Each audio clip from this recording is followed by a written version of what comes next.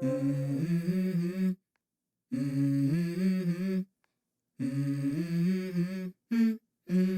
go. I wake up to a little bit of drool on my pillow, feel like it's gonna be a bad day. Yeah, I'm tired of shit. You and ever the wake coffee up in a ain't hit hotel yet. room with no pants, a fake passport, and 3 missed calls from your ex-wife and your parole officer? Yeah?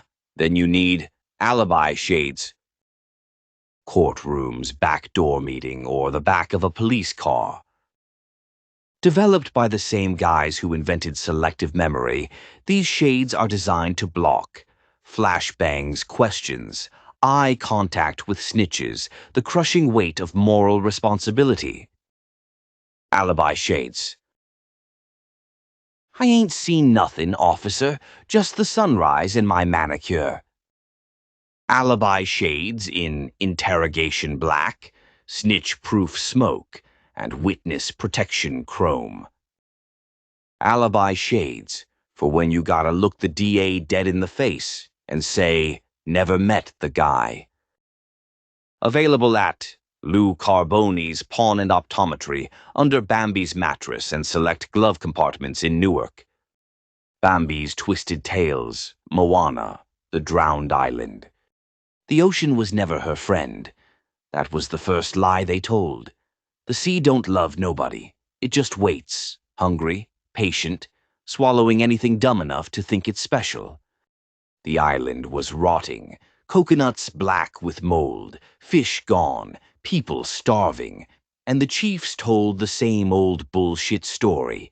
Stay on the island, obey tradition, don't go past the reef. But tradition don't fill empty bellies. Tradition don't stop death from sniffing around the huts. Moana was restless, fire in her chest like dynamite. Every night she stared at that horizon, hearing whispers rolling in with the tide. Not songs, not destiny. Whispers like the drowned, dragging their nails across the sea floor, calling her name.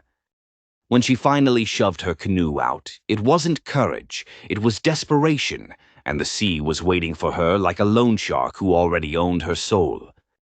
The waves flipped her, beat her, held her down until her lungs screamed, and in the black beneath she saw faces, pale and bloated, watching her with dead eyes. They grinned as the current dragged her deeper, and just when she thought her ribs would crack, she woke gasping on broken driftwood. The sun bled red through storm clouds, and there stood Maui, not some charming loudmouth.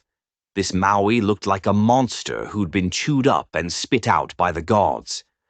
Scars twisted across his chest, tattoos that writhed like bruises, and his hook dripped with rust and barnacles like it had been dredged from a graveyard. He sneered when he saw her. "You ain't chosen," he growled, voice like rocks grinding. "The ocean didn't pick you. It traded for you. A sacrifice with red hair and wide eyes, just another lamb for the slaughter." She spat salt and fire. "I'm here to put the heart back, to save my people." Maui laughed so hard it shook the raft. "The heart? You stupid little girl. That stone ain't salvation, it's bait. You give it back to Taka, she won't heal. She'll feed. She'll get bigger, hungrier. You'll be the reason your whole island burns." The nights on the raft were worse than death. The drowned came crawling out of the waves, eyes like lanterns, lips mouthing prayers that curdled into curses. Moana clutched the glowing stone till her knuckles went white, every breath a fight against the whispers telling her to drop it, to sink, to join the rest. When they reached Taka's shore, it wasn't a goddess waiting. It was a furnace of rage, a volcano made flesh, spewing ash and molten hate. Her eyes were fire pits, her roar a mountain splitting. She saw Moana and sneered, a voice booming like thunder. "Another child of the sea, another meal." Moana's hands shook, but her eyes burned. She raised the heart, glowing sickly green, pulsing like it had veins. For a moment, even Te Ka hesitated. The drowned shrieked in the waves. Maui muttered, do it, and you doom us all. Moana smashed it. The stone split, a scream ripping through the world. Te convulsed, the sea howled, the drowned faces tore apart in the surf. Maui's hook shattered in his grip, and when the dust cleared, there was no reborn goddess, no lush island, just silence.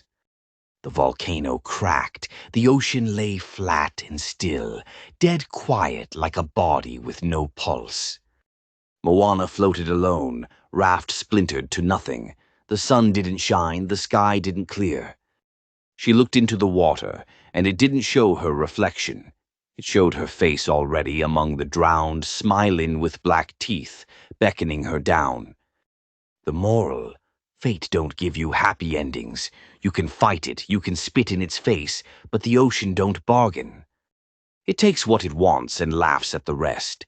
Sometimes the only way to save your people is to burn everything so the curse don't spread. You don't win.